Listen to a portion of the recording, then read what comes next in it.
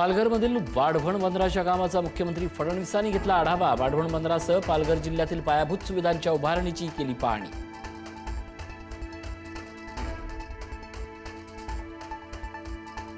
भाव वाढवून घेतला आणि ओमराजेंनी गद्दारी केली। ओमराजेंच्या गद्दारीबद्दल कुणकुण असती तर उमेदवारी देणं टाळलं असतं।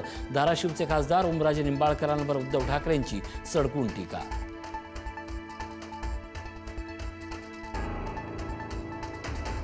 फडणवीस माझ्यासोबत विमानात बसले होते तेव्हा ते हतबल होते। फडणवीस यांचं पंख छाटण्याचं काम सुरू। उद्धव ठाकरेंचं विधान, गडकरी पंतप्रधान झाले असते म्हणून त्यांचे पंख कापले, ठाकरेंची टीका।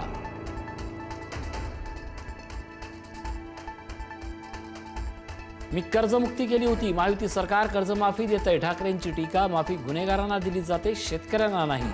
मी शेतकऱ्यांना कर्जमुक्त केलं होतं, ठाकरेंचा हल्लाबोल।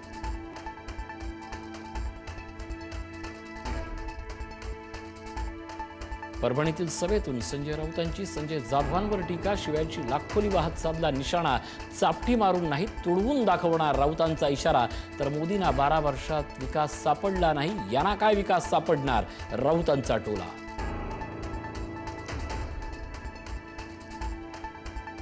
युवक काँग्रेसच्या कार्यकर्त्यांचे टीईटी पेपरफुटी विरोधात आंदोलन। दादा भुसेंच्या बंगल्याऐवजी मंत्री गणेश नाईकांच्या बंगल्याला फासलं काळं।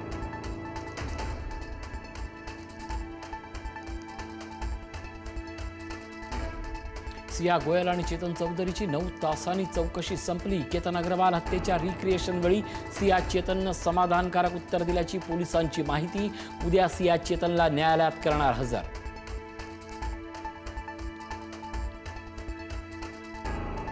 टीईटीचा पेपर 1.5 कोटी रुपयांना विकण्याचा होता प्लॅन। मुख्यमंत्र्यांकडून एसआयटी चौकशीचे आदेश तर राज्यात ठिकठिकाणी टीईटी पेपरफुटी विरोधात आंदोलन।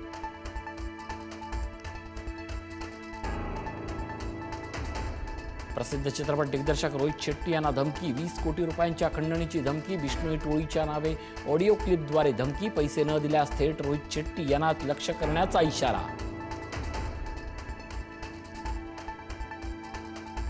मुंबईत 30,000 लोकांना मारण्याचा प्लॅन। रिकाम्या कॅप्सूलमध्ये झिंक फॉस्फाईड घालून वाटप। भायखळ्यामध्ये मोहरम मिरवणुकीतील घटना।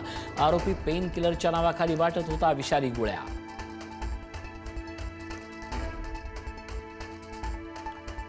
राज्यात आजपासून 1 जुलै दरम्यान हलका ते मध्यम पावसाचा अंदाज तर 2 ते 6 जुलैपासून मुसळधार पावसाचा इशारा। जून महिन्यात जाणवला एल निनोचा प्रभाव।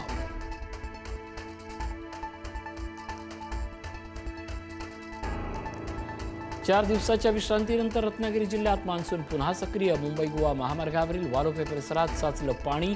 शेतीला दिलासा मिळाल्यानं शेतकरी आणि नागरिकांमध्ये समाधानाचं वातावरण।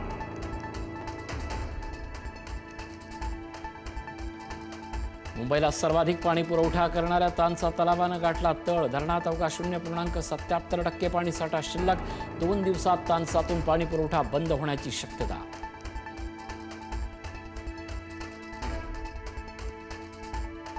नाशिक जिल्ह्याला जून अखेरीसही पावसाची प्रतीक्षा। जिल्ह्यातील धरणांमध्ये केवळ 20% पाणी साठा शिल्लक।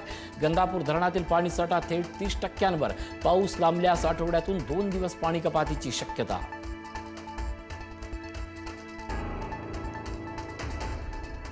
व्हेनेझुएलातील भूकंपामधील मृतांचा आकडा 1400च्या वर। भूकंपाच्या धक्क्यामुळे बचाव कार्यात अडथळा।